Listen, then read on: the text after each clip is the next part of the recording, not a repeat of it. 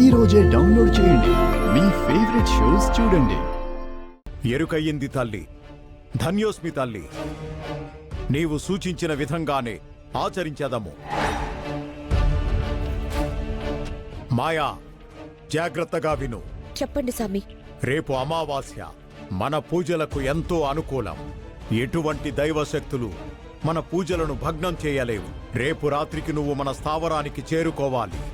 నేను పూజను చేసి తాయెత్తుని తయారు చేసి గుడి ప్రవేశానికి అడ్డులేని విధంగా అందులో శక్తిని నింపి నీకు కడతాను. సరే స్వామి. నీ రాక మూడో కంటికి కాదు, ముక్కంటి వాడికి కూడా తెలియనంత రహస్యంగా రావాలి. సరే స్వామి. నీకు తిరుగులేని విధంగా చేసి పంపిస్తాను. ధన్యురాల్ని స్వామి. రేపు రాత్రికి ఎన్ని అవాంతరాలు ఎదురైనా వాటిని దాటుకొని స్థావరంకి చేరుకుంటాను.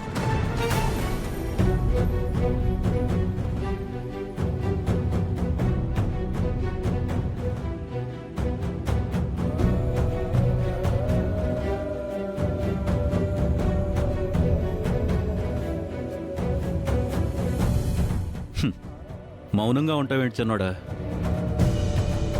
ఏదైనా మాట్లాడాలనిపిస్తే బయటికి మాట్లాడు. మనసులో దాచుకుంటే ఏమొస్తుంది? మరింత బాధ తప్ప.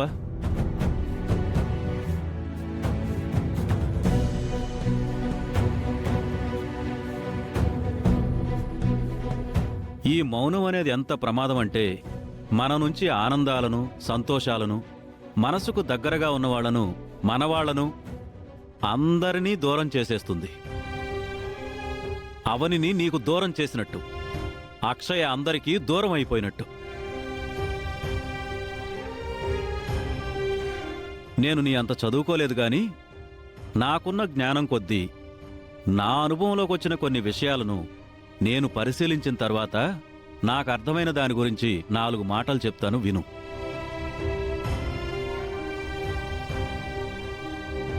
యుద్ధం అంటే ఏంటో నీకు తెలుసు కదా. ఒక రాజు రాజ్యాన్ని గెలుచుకోవడం కోసం లేదా ఆ రాజు యొక్క అసహనం కోసం 100 మంది తలలు తెగిపడతాయి. అలాగే ఉంది ఇప్పుడు మన ఇంటి పరిస్థితి. వేదవతి, నిహారిక అనే వాళ్ళిద్దరి పంతం కోసం 2 కుటుంబాలు పోరాడుతున్నాయి. అందరం బాధపడుతున్నాం.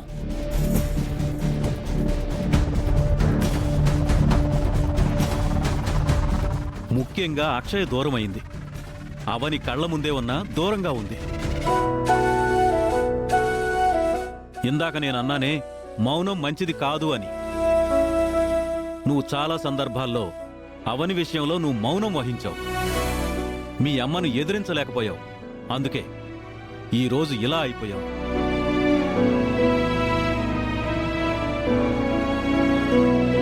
అవని వలన నా కూతురు కావ్య పెళ్లి జరిగింది.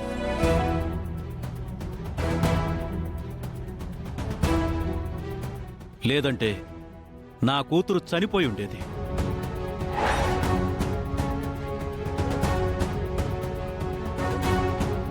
ఆ కృతజ్ఞత నాకు జీవితాంతం ఉంటుంది.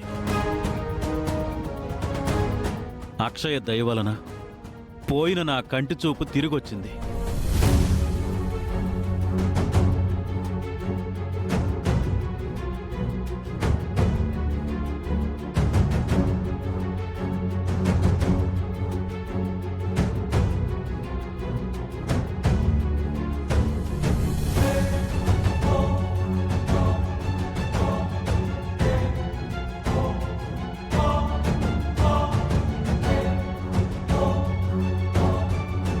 ఆ కృతజ్ఞత కూడా నాకు ఎప్పుడూ ఉంటుంది. అవని వలన నీకు 3 సార్లు ప్రాణగండాలు తప్పాయి.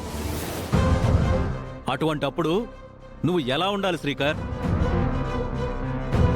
అమ్మ, నాన్న, అన్న, తమ్ముడు, అక్క, చెల్లి అందరూ జీవిత ప్రయాణంలో కొంతవరకే వస్తారు. జీవితం మొత్తం తోడుండేది మాత్రం ఒక్క భార్యే.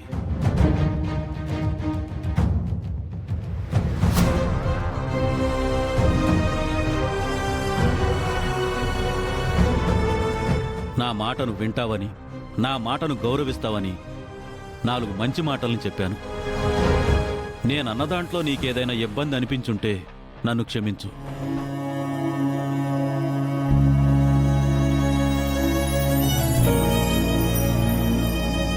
బావా, నువ్వు నా బాగు కోరేవాడివే కానీ చెడు కోరేవాడివి కాదు. అమ్మ లాంటి అక్క కానీ నాన్న లాంటి అన్న కానీ నాకెవ్వరూ ఇలా చెప్పలేదు. ఎందుకంటే వాళ్ళ స్వార్థం వాళ్ళది. నువ్వు నాకేం చెప్పినా నిస్వార్థంగా చెప్తావు. అందుకే నీ మాట అంటే నాకు గౌరవం. అవని గురించి నువ్వు చెప్పిన ప్రతిదీ నిజమే బావా. అవని గురించి నువ్వు చెప్పిన దానికంటే 100 నేను ఎక్కువగానే ఆలోచిస్తాను.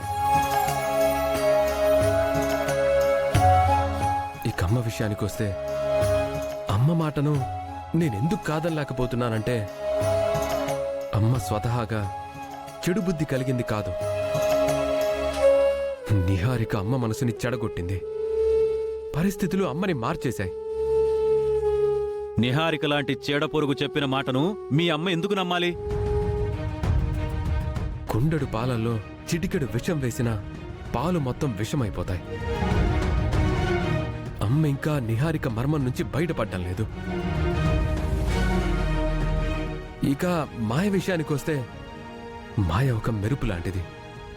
ఎంత తొందరగా దగ్గరైందో అంతే తొందరగా దూరమైపోవాలని నేను కోరుకుంటున్నాను.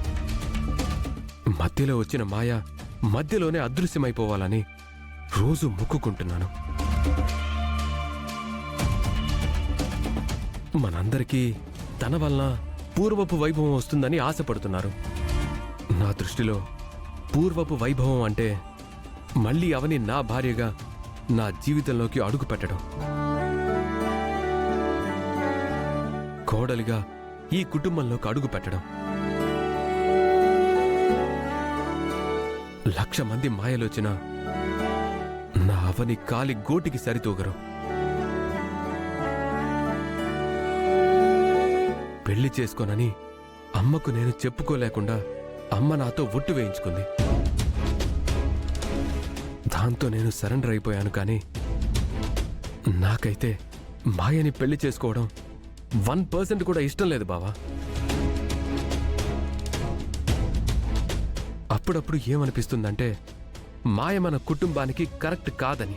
ఆ నిహారికలాగే మాయ దగ్గర కూడా ఏదైనా తప్పు గాని లోపం గాని ఉంటే అది బయటపడితే బాగుంటుందనిపిస్తుంది.